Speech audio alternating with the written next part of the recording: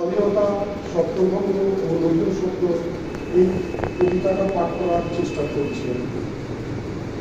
সুনীল গঙ্গোপাধ্যায় উনি যখন আমাদের ভারতবর্ষ যখন স্বাধীন হয়েছিল তখন সুনীল গঙ্গোপাধ্যায় এবং আরও অনেকে উনি দেশটার স্বাধীনতা উনি মর্মে উপলব্ধি করেছেন এবং সেভাবে কবিতায় প্রস্ফুটিত করেছেন বা কবিতায় তুলে ধরেছেন।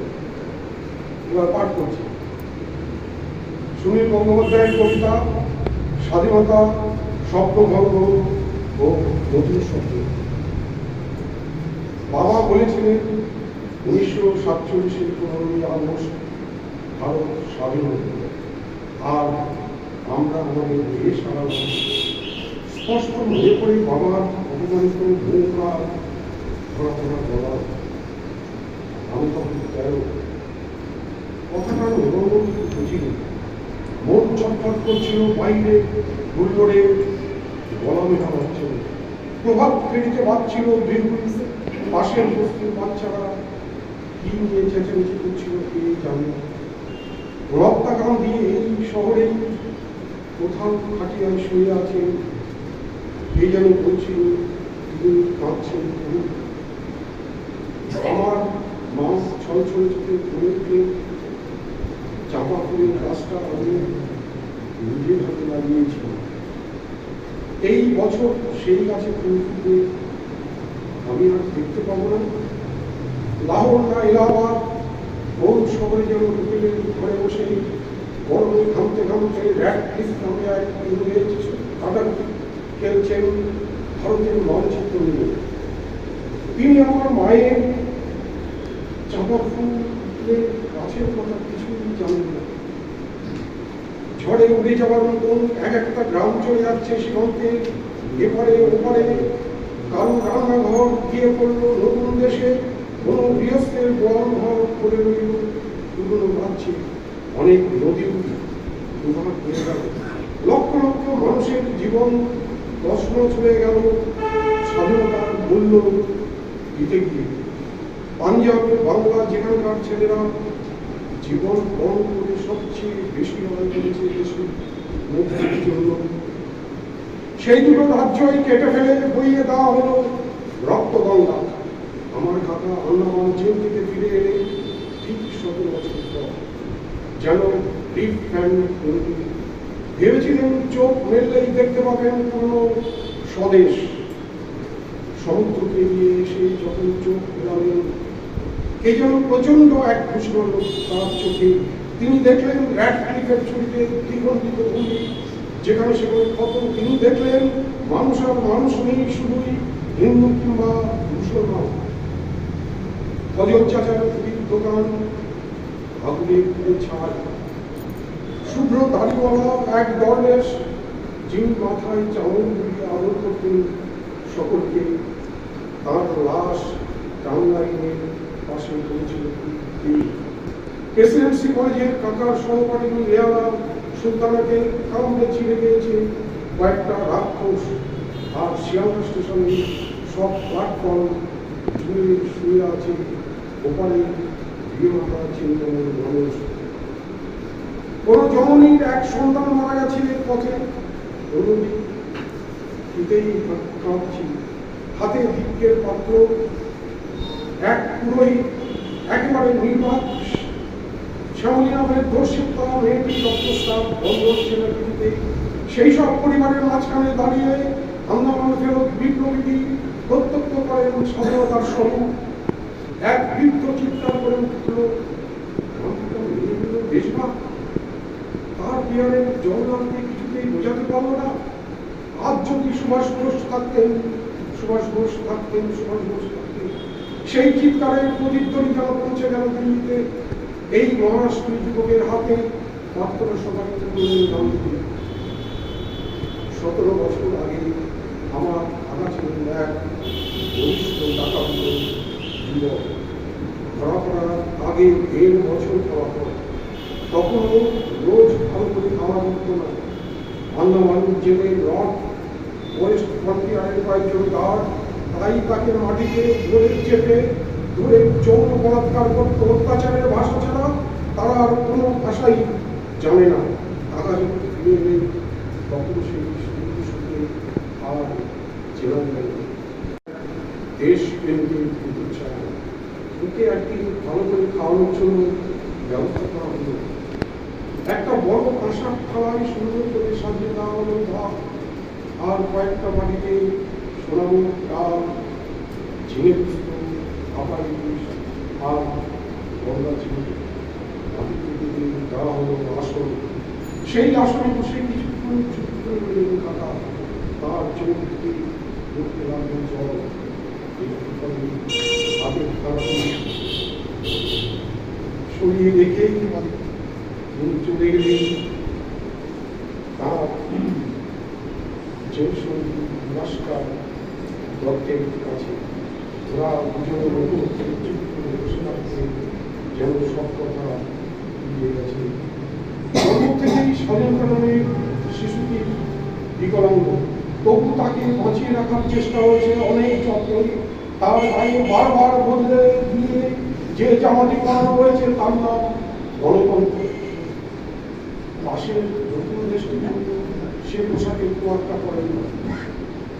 বারবার পুরোপুরিও সামরিক শাসনে তা রক্তাক্ত ও পরিত্যক্ত হয়েছে। তারপর তো একসময় ভেঙে এই পূর্ণ দেশটা কিন্তু ভালো না। যদিও সীমান্তের ওপারে মাঝে মাঝে বন্ধু পর্যায় মাথায় আছে, মাথার কাছে আঘাত মাথা, তবু ভাঙল না। অনেক পুরো ফাটা হলেও সেই আলো কলকাতার গায়ে জড়ানো আছে। মানুষের বয়স আজ বেশি বয়স 60 বছরেও এ দেশ সমস্ত কৈশোরে পা দিয়েছে। হাত পাগুলোকে ঠিকঠাক হয়েছে, কথা ফুটেছে মুখে, খেলাধুলো খুব একটা পারে না, কিন্তু গানটা তাই বেশ। এবার একদিন চাঁদের দিকে একটা রকেট ছুঁড়ে দেবে। মৃত্যুর আগে বাবা বারবার করেছিলেন কাতরভাবে, আমি বাড়ি যাব, আমাকে একবার বাড়ি উঠিয়ে নিয়ে চল। আমরা তো বাড়ি নেই, বাড়ি মানে জন্মস্থান, তা পদে উঠিয়ে গেছে অন্য দেশে। বাবা শেষ পর্যন্ত এ দেশে নিজের দেশ বলে ভাবতে পারেননি। আমার ছেলের কাছে ওইসব গল্পকথা আর পূর্ব ইতিহাসের কোনো মূল্য নিয়ে মানুষ ইতিহাস নিয়ে বাঁচে না, বর্তমান নিয়ে বাঁচে। বাবা কাকা সব মিলিয়ে গেছেন অতীতে। আমাদের স্মৃতি বিলাস ফিরে আসে মাঝে মাঝে। আমাদের সন্তান সন্ততিরা এই পুরনো দেশটাকে নতুনভাবে করতে চাইছে। মাঝে মাঝে স্বপ্ন দেখি সাহেবরা আবার ফিরে এসেছে, এবারে আর অস্ত্র নিয়ে নয়, চাকরি চাইতে। একটা আন্তর্জাতিক স্কুল খোলা হয়েছে আমাদের রাজধানীতে। সেখানকার ছাত্ররা বিভিন্ন দেশের রাষ্ট্রপতি, সেনাপতি, তাদের শেখানো হচ্ছে গণতন্ত্র। বিভিন্ন ধর্ম বাড়ির মধ্যে প্রকাশ্য রাস্তায় সব মানুষ হয়েছে। ধন্যবাদ। আর একটা আমি বলছি, রবীন্দ্রনাথ সময় এই মানে একটা কবিতা ছোটবেলায়ও আমরা অনেক পড়েছি। হ্যাঁ, একটু সামনে মাইক্রোফোনটা।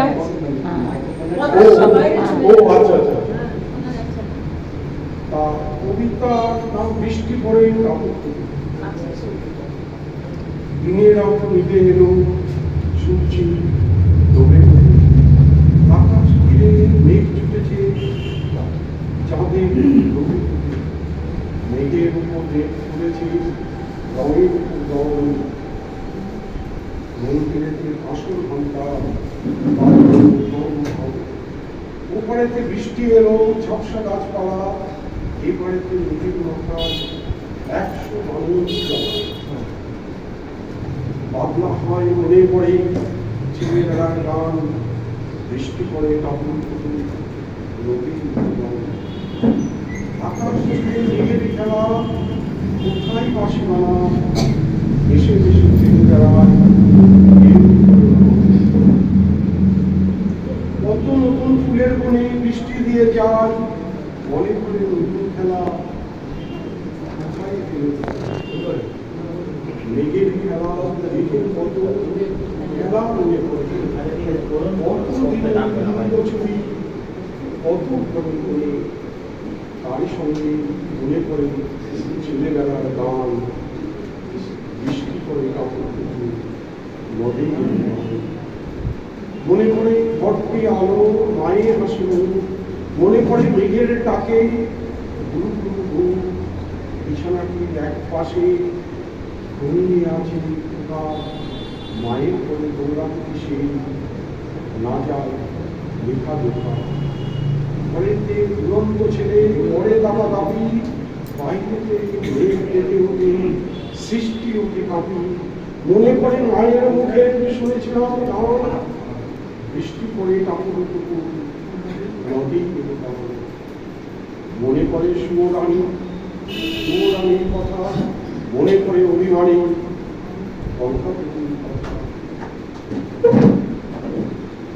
মনে করে ঘরের কোণে মিটি মিটি আলো একটা দিকে ছায়া কালো কালো বাইরে কেবল জলের শব্দ ঝুঁক ঝুঁক ঝুঁক রশ্মি ছেলে গল্প চলে একেবারে তারই সঙ্গে মনে করে মেঘলা দিনের গান বৃষ্টি পড়ে কাপড় কুকুর নদীর গান কবে বৃষ্টি পড়েছিল গান এলো সে কোথা শিব ঠাকুরের বিয়ে হলো কবে কার সে কোথা সেদিনও কি এমন করো মেঘের পতাকা থেকে থেকে বাজবি যদি বিচ্ছিন্ন কি হলো তিন কন্যে বিয়ে করে কি হলো তার শেষে না জানি নদীর ধারে না জানি কোন ছেলের ঘুম পাড়াতে কে গাইল গান বৃষ্টি করে কাপড় নদীর ধন্যবাদ।